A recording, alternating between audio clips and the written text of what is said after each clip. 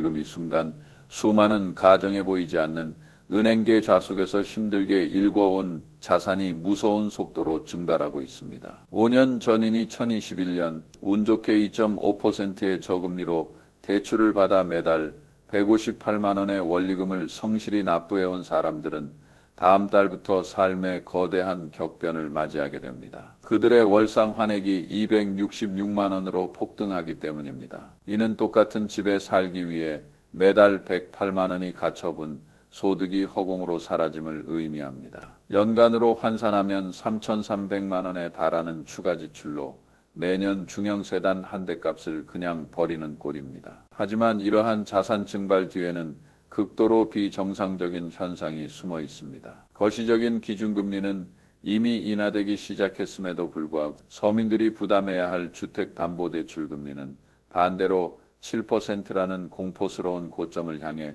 급격히 치솟고 있는 것입니다. 더욱 이해할 수 없는 점은 집값이 이미 하락했기에 대출자들이 더 저렴한 대출로 갈아타는 대환대출을 통해 탈출구를 찾아야 마땅하지만 현실에서는 이태로마저 완전히 차단되었다는 사실입니다. 금리는 내려가고 집값도 떨어지는데 왜 영끌족들은 오히려 벼랑 끝으로 내몰리고 있을까요? 2026년 대출금리 7% 돌파의 시대, 5년 전 모든 것을 쏟아부어 집을 샀던 사람들에게 대체 무슨 일이 벌어지고 있는 것일까요? 오늘 우리는 세 가지 핵심 질문을 분석하고자 합니다. 첫 번째, 왜 이 위기가 하필 2026년에 폭발했는가? 5년 전 심어놓은 금융시한 폭탄의 정체를 밝힙니다. 두 번째, 돈을 갚지 못하면 어떻게 되는가? 연체부터 경매에 이르기까지 1년 동안 벌어지는 잔혹한 현실을 타임라인으로 보여드립니다. 세 번째, 이 위기가 당신과 나에게 어떤 영향을 미치는가? 이것이 단지 영끌족만의 문제가 아니라 한국 경제 전체로 번지는 도미노 현상임을 분석합니다. 오늘 내용을 이해하신다면 2026년 대출 위기의 실체가 선명하게 보일 것입니다. 이제 깊이 있는 분석을 시작합니다. 분석에 들어가기에 앞서 아직 구독하지 않으셨다면 구독 버튼을 눌러주세요. 여러분의 응원이 지속적인 경제 통찰을 전달하는 힘이 됩니다. 먼저 현재 무슨 일이 일어나고 있는지 정확히 파악해 보겠습니다. 2026년 1월 4대 주요 은행의 주택담보대출 금리 상단은 이미 연 7%를 돌파했습니다. 신용등급이 낮거나 제2금융권 대출이 섞인 차주들의 실제 부담금리는 7%를 훨씬 웃돌고 있습니다. 왜 이것이 심각한 사회적 문제가 되었을까요? 2021년으로 거슬러 올라가야 합니다. 당시 기준금리는 역사적 저점인 0.5%였고 주담대 금리는 2.3에서 2.7%에 불과했습니다. 지금 집을 사지 않으면 영영 못 산다는 공포가 전국을 휩쓸었고 수많은 20, 30대 세대가 모든 것을 쏟아붓는 영끌식 내 집 마련에 나섰습니다. 그러나 그들이 선택한 대출 상품에는 치명적인 함정이 숨어 있었습니다. 바로 5년 고정금리 이후 변동금리로 전환되는 혼합형 주담대였습니다. 혼합형 주담대는 유효기간이 5년에 불과한 방어막에 비유할 수 있습니다. 처음 5년 동안은 외부의 금리 폭풍이 아무리 거세도 이 방어막이 여러분의 이자를 2.5%로 고정해 주었습니다. 하지만 문제는 명확한 유효기간이었습니다. 2021년 1월에 대출을 받은 사람의 방어막은 2026년 1월에 사라지며 6월에 대출받은 사람은 6월에 끝이 납니다. 방어막이 사라지는 순간 5년 동안 축적된 금리 폭풍이 한꺼번에 몰아칩니다. 본래 2.5%였던 금리가 하룻밤 사이에 6%, 심지어 7%로 튀어오르는 것입니다. 그리고 바로 지금 2026년 초가 이 방어막들이 집중적으로 해제되며 위기가 폭발하는 시점입니다. 이는 단순히 이자가 조금 오르는 문제가 아닙니다. 숫자로 보면 이렇습니다. 한 가정이 서울 외곽의 9억 원짜리 아파트를 영끌로 구입하며 4억 원을 원금 균등 상환 방식으로 30년대 출받았다고 가정해 봅시다. 2021년 금리 2.5%일 때 월상환액은 약 158만 원이었습니다. 2026년 금리가 7%로 치솟으면 월상환액은 약이 166만 원으로 폭증합니다. 매달이 자지출이 108만 원 늘어나며 연봉이 약 1,300만 원은 더 올라야 이를 감당할 수 있습니다. 엄혹한 현실은 통계청 자료에 따르면 지난 5년 동안도 시근로자가 그의 물가 상승분을 고려한 평균 소득이 사실상 제자리 걸음이었다는 점입니다. 월급은 오르지 않았는데 주담대 이자만 매달 108만 원이 늘어난 셈입니다. 30대 직장인 갑씨의 사례는 생생하고도 잔혹합니다. 원래 150만 원씩 냈는데 다음 달부터 이 160만 원을 내야 합니다. 5년 동안 월급은 30만 원 올랐는데 이자는 110만 원이 올랐으니 밥도 먹지 말고 숨만 쉬고 살라는 건가요? 이것이 현재 수많은 영끌족이 마주한 현실입니다. 이자가 너무 높으니 더 저렴한 대출로 갈아타면 되지 않겠느냐고 생각할 수 있습니다. 정상적인 시장 환경에서는 그것이 정답입니다. 하지만 2026년 오늘 영끌족의 이탈출로는 스트레스 총부채 원리 금상환 비율 총부채 원리 금상환 비율 규제에 의해 철저히 봉쇄되었습니다.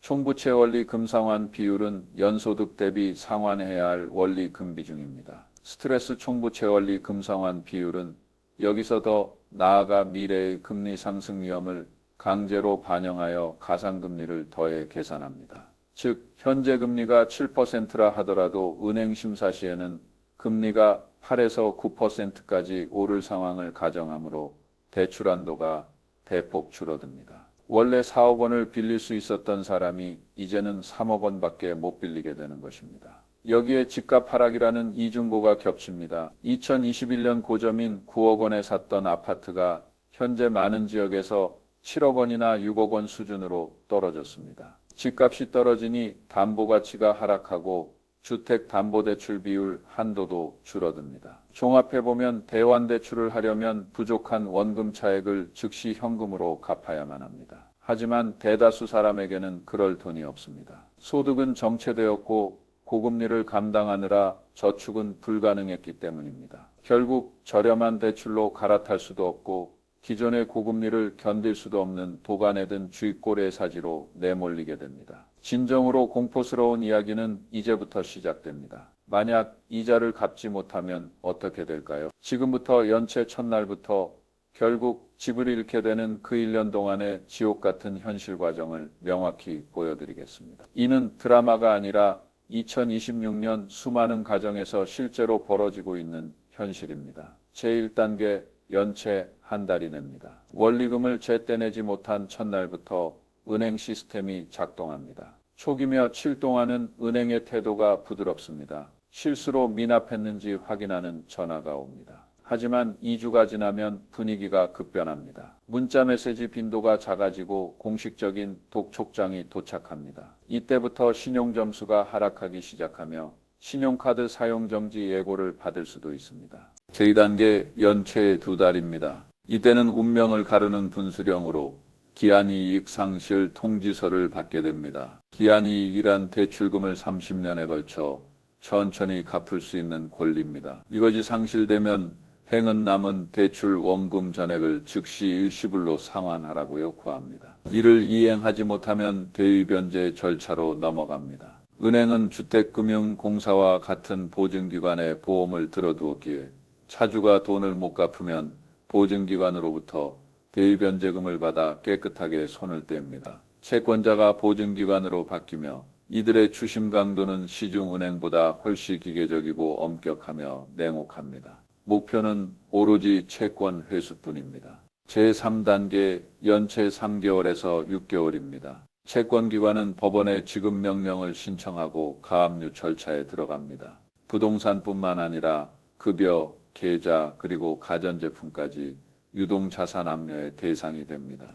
법원 집행관이 열쇠 수리공을 대동해 강제로 집 안으로 들어와 TV와 냉장고에 빨간 딱지를 붙입니다. 이는 채무자의 정신적 의지를 꺾고 심리적 압박을 통해 돈을 마련하게 하려는 목적입니다. 어린 자녀가 있는 가정에게 이 장면은 평생의 트라우마가 됩니다. 이 기간 동안 추심 전화는 빗발칩니다. 법적으로 허용된 하루 최대 7번의 연락이 아침부터 밤까지 이어지며 심지어 직장 동료들이 빚사실을 눈치채게 될 수도 있습니다. 제4단계 연체 6개월에서 12개월입니다. 집이 사법경매 절차에 들어갑니다.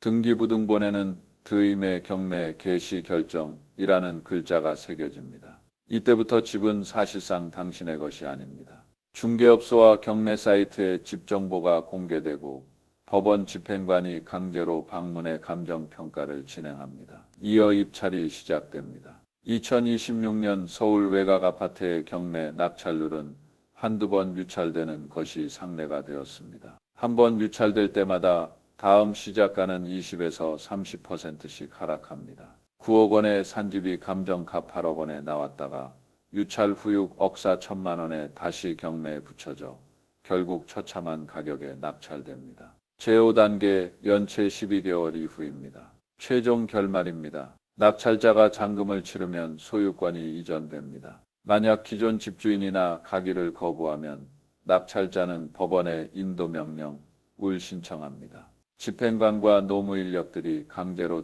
닥쳐짐을 끌어 내 창고에 맡기며 이 과정에서 흔히 물리적 충돌이 발생하는데 이것이 가명들입니다. 가장 잔인한 사실은 집을 빼앗겨도 빚은 그대로 남을 수 있다는 점입니다. 9억 원의 산집이 6억 원에 낙찰되었는데 대출 원리금 총액이 7억 원이라면 차주는 집을 잃고도 1억 원의 빚을 짊어진 최신용 불량자가 됩니다. 이것이 영끌의 종말입니다. 집도 없고 빚만 남고 신용까지 파괴되어 파산이나 개인 회생으로 향하는 필수 관문입니다. 여기까지 분석해보면 이것은 단지 개인의 비극이 아니라 사회 전체로 파급되는 위기입니다. 이제 근본적인 원인을 파헤쳐 보겠습니다. 첫 번째 원인은 5년 혼합 형주단 대상품의 구조적 함정입니다. 이 방어막에는 시한폭탄이 내장되어 있었습니다. 2021년 당시 은행은 이를 적극 권유했고 차주들은 5년 후 금리가 안정되거나 소득이 늘어날 것이라고 막연히 낙관했습니다. 하지만 현실은 금리는 오르고 소득은 정체되었으며 방어막이 사라지자 금리 폭탄이 터진 것입니다. 두 번째 원인은 기준금리의 급격한 인상과 시장금리의 동반 상승입니다. 기준금리는 0.5%에서 3.5%까지 치솟았습니다. 은행의 조달 비용이 상승했고 은행은 이윤 유지를 위해가 산금리를 높게 책정하면서 실제 주단 대금리 상승폭은 기준금리를 훨씬 뛰어넘었습니다. 아이러니하게도 2025년 하반기부터 한은이 금리를 내리기 시작했지만 주단 대금리는 오히려 올랐습니다. 은행들이 인위적으로 비린내를 확대한 탓입니다. 기준금리가 내려가도 은행은 고수익 유지를 위해 대출금리 인하를 거부하고 있습니다. 세 번째 원인은 스트레스 총부채 원리금 상환 비율과 집값 하락의 이중 봉쇄입니다. 스트레스 총부채 원리금 상환 비율은 대출 한도를 깎아내리고 집값 하락은 담보 가치를 약화시킵니다. 이 두 가지가 동시에 작용하면서 대환 대출이라는 탈출구를 완전히 봉쇄했습니다. 불타는 건물에 갇혔는데 비상구는 잠겼고 창문 밖에는 에어매트조차 없는 진퇴양난의 형국입니다. 네 번째 원인은 2021년 당시에 포모 FOMO 심리와 레버리지의 무거운 청구서입니다. 당시 시장에는 지금 안 사면 평생 못 산다는 공포 섞인 선동이 가득했습니다. 수많은 사람이 공포에 압도되었고 금리 신용대출까지 끌어다 계약금을 치르는 영끌을 감행하며 레버리지를 극한까지 끌어올렸습니다. 레버리지는 양날의 검입니다. 집값이 떨어질 때 손실은 배로 커지며 이자 부담은 요지부동입니다. 저금리 환상에도 치되어 레버리지의 위험을 간과했던 대가가 지금 시장에 의해 잔혹하게 청구되고 있습니다. 이어서 이 위기가 확산되는 도미노 효과를 보여드립니다. 영끌족의 붕괴는 한국 경제를 위협하는 뇌관입니다. 첫 번째 도미노는 소비 절벽입니다. 가계소득의 40에서 60%가 대출 상환에 투입되면 사람들은 오로지 생존을 위한 소비 외에 외식, 여행, 쇼핑 등 모든 지출을 중단합니다. 민간 소비의 축이 무너지면서 내수 침체로 직결됩니다.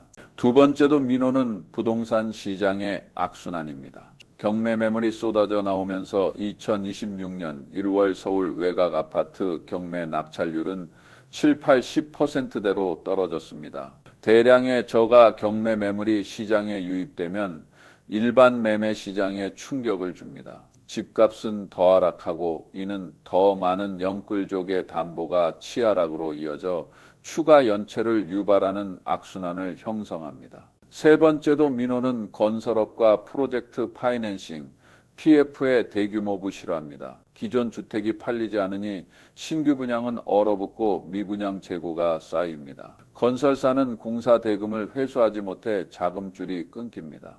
PF 대출을 해준 금융기관들은 대규모 부실 채권을 떠안게 됩니다.